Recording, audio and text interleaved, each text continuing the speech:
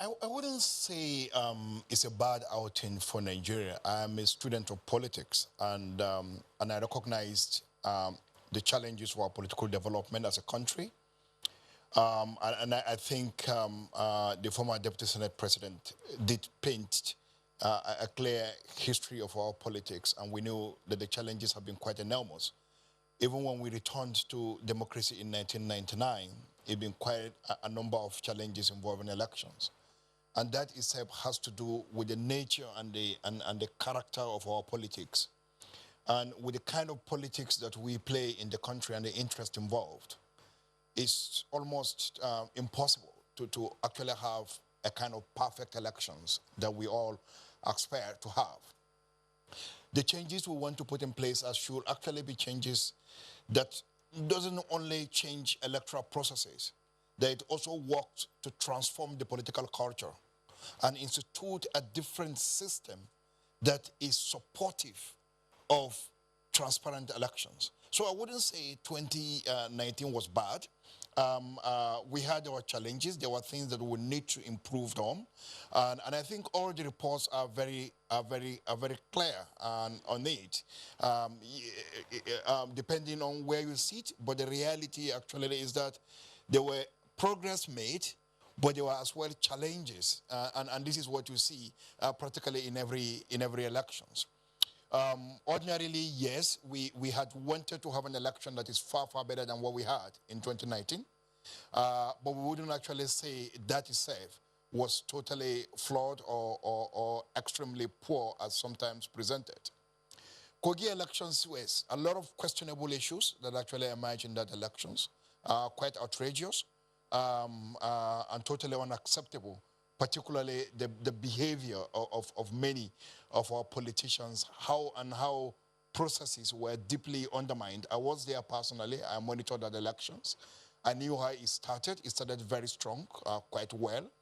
And by noon, major disruptions began to emerge. And we are very clear about those who contributed in undermining an election that actually started neatly in the first place. But what that goes to say, for me, is that whatever you put in place in Nigeria in terms of electoral safeguards, as long as this culture remains, is that it will only last one election season before the politicians get ways of undermining it. And that's what we have seen increasingly. So anytime we had a major reform on the electoral process, the election that follows that happens to be very good, at least relatively speaking, is good. But by the time you finish that one, you are getting to the next elections.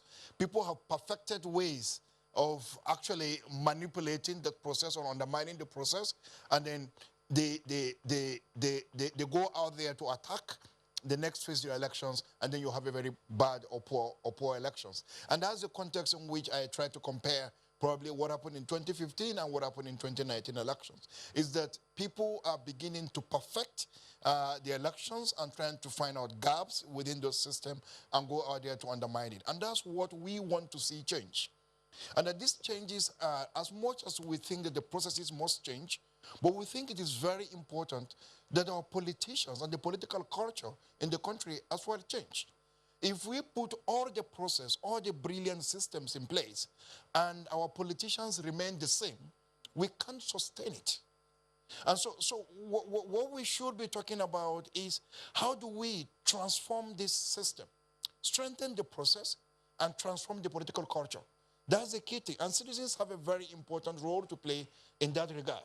So as we are mobilizing and working with the National Assembly, and we are working with INEC and the executive in getting the electoral laws changed, we should correspondingly be engaging the citizens, because ultimately it's the citizens that can actually contribute in changing the kind of culture that we have at the moment. All right. Dr. That Abdu. is actually not suitable. So, Dr. For Abdu, just a moment. And transparent election at the moment.